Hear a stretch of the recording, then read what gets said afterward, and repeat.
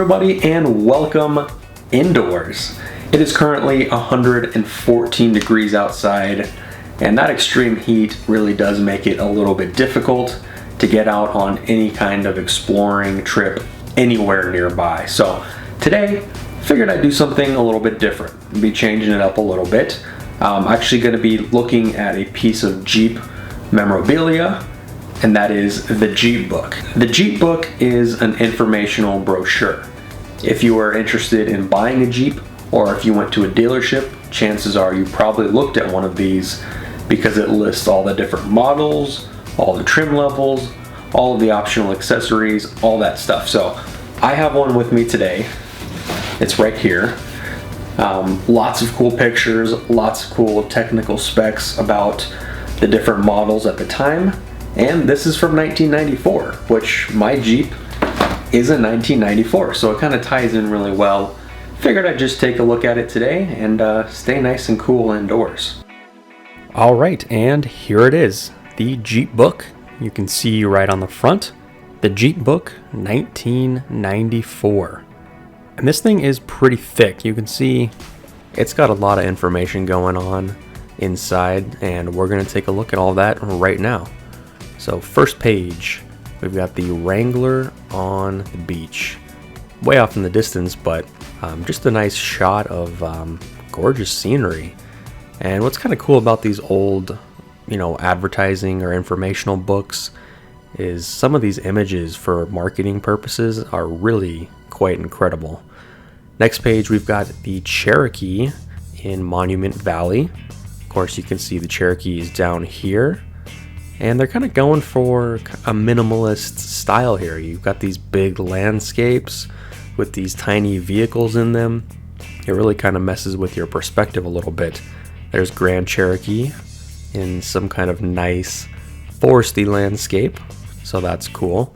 And then we got the main table of contents page here. You've got the three main vehicles that this book is going to talk about. And of course, the Wrangler, Cherokee, and Grand Cherokee were the only three vehicles in the Jeep lineup at this point. The Comanche and the Wagoneer had just wrapped up production, and these were the big three. These would carry Jeep going forward into the late 1990s, early 2000s, and then the more modern Jeeps, of course, would take over, as we know today. And this book is going to talk about the big three, and each model is going to have its own section where it's going to talk about it in depth. So let's get into the first section. We've got the Wrangler and just a pristine YJ here. Very gorgeous picture of a old school Wrangler. And getting on to the next page, each section starts off with a little backstory information about the engine size and the horsepower and all that stuff. So they're going to talk about that in this section. We're actually not going to read this for the other models, but for Grand Cherokee, I will get a little more in depth with that one. This page talks about the strength of it. So you're looking at the tubular frame, and this page is all about the interior. So this one is a manual, and it's kind of showing you just the different options you could have on each vehicle.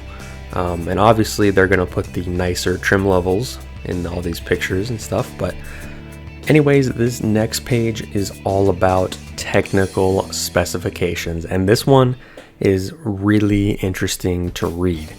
So they go through all kinds of information about all the different trim levels of Jeep. So you got the alternator, axle ratios, battery, engine size, emissions stuff, fuel system information, just anything you could possibly want to know about the vehicle. Over here on the left, you can see the torque and horsepower curve. This is for the 4.0 liter 6-cylinder engine, which that cranked out 180 horsepower. And then there is the inside of that engine right there. Now they go through each of the trim levels. So you got Sahara, Sport, Standard, and then it goes through whether it came as an option or standard. And this page talks about tires, transmissions, transfer case stuff. And this next page is about exterior and interior accessories. So bike carriers, bumpers, fender flares, and if you actually look right here, light bar. This of course is not the modern light bar that we know nowadays, but here in 1994, you saw it here first.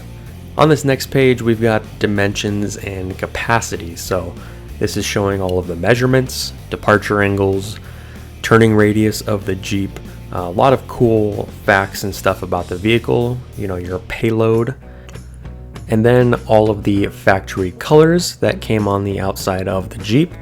Got all of the, you know, kind of traditional colors here, got the 9 options, and then you got the interior options. So not a whole lot going on here, but here you can see the light bar. This would have been the accessory light bar that came on the Wrangler. And now we are into Cherokee. So, you know, cleaned up like this, looking pristine, it doesn't look too bad. I know people like to hate on it, but it doesn't look terrible. We got some more backstory over here on the Cherokee, talking about the 4.0 straight 6 engine. And then over here, we're talking about some of the strengths, you know, what you can use it for and all that kind of stuff. And then we're on to the interior of the Cherokee. And this was definitely one of the big selling points of the Cherokee and Grand Cherokee, was all of the interior storage room. You could seat 5 people and you had a ton of storage room. Definitely a fact that helped to contribute to its popularity. You're not going to beat a Wrangler as far as the off-road prowess, but still, big selling point for the Cherokee. So now we're into the technical specifications of the Cherokee. So we got an ABS demonstration down here, basically showing you how ABS braking works with different obstacles and different road conditions, which helps you slow the vehicle better. We've got the horsepower and torque curve up here, same engine cranking out 190 horsepower as the Wrangler. So cool to see the inside of the engine, and then some more different options and things about skid plates, Quadrolink solid axle demonstration over here, showing you that. And then on this next page, we have all of the accessories and options that would have come on the Cherokee. You know, you had the option of putting on different bumpers, different moldings, mirrors, and you can actually see that air conditioning was an option on all of the trim levels. And that's kind of crazy how little actually came standard. This next page is, again, more of the outside dimensions. We've got the approach and departure angles, and then we've got the exterior colors. So similar color scheme as the Wrangler, same factory colors, same 9 group of colors, some of them more common than others. And then when we get to the interior, you see there's a few more options. You got some cloth and some leather options on the inside of the Cherokee.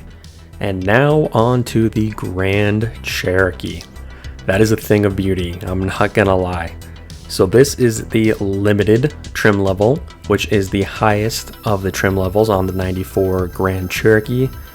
Man, just a thing of beauty. Sorry, it is gorgeous. And hey, that looks a little familiar. And that looks virtually identical to what my Jeep actually looked like when I picked it up about 5 years ago. And rolling off the factory floor, this is what it would have looked like.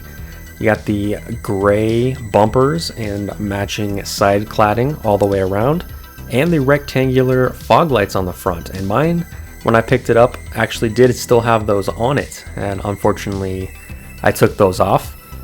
There is the 5.2 liter V8 engine, which I am fortunate enough to have, and that was the big selling point on the Grand Cherokee, was the power you could get, which is talked about extensively over here in the verbiage. Just that was the big selling point. And for some reason they include the 0 to 60 time 9.37 seconds. Not exactly sure why that was included, but I guess to show how much power it had.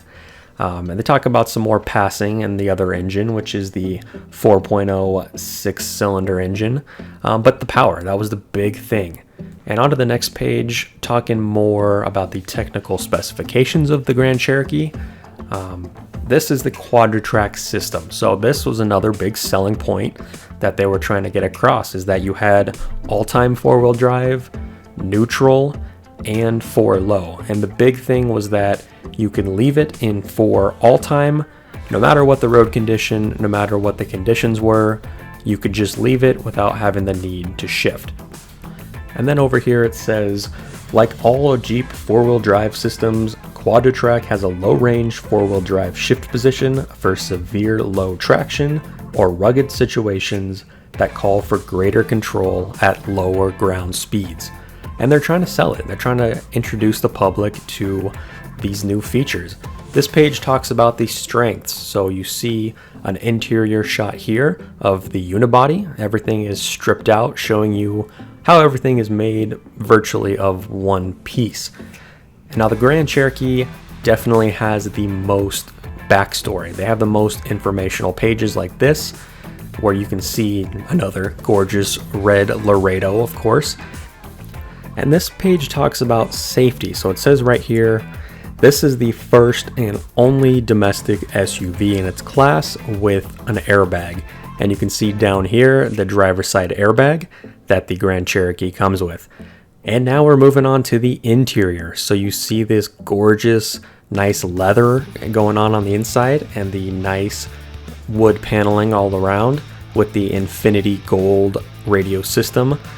And this is definitely a top of the line model. You got the vehicle information display, which actually all of them come with, and then you can see some of the more speaker options. And now on to the technical specifications of the Grand Cherokee. Got some more backstory about some of the information going on, and then up here at the top you can see the inside of the V8. That's what the inside of my V8 engine looks like. So you can see the horsepower curve and torque curve down here. Of course, the V8 220 horsepower, but look at that torque curve. You can see that the Grand Cherokee with its V8 has significantly more torque in the low end. And down here are the brakes. So you've got the 4 disc brakes that would have come on the Limited and the ABS demonstration as well. And up here they go into just more details about the different features. So you got the 90 amp alternator, which was standard on all of the trim levels.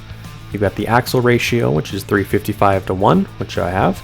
They talk about the battery, brakes, and engine size options all down here. The 4.0 was standard, with the 5.2 being a optional feature. Over here on the opposite page, just some more about tires and more about the transfer case. So the transfer case actually came in 3 different models. So you got the 231, 242, and 249.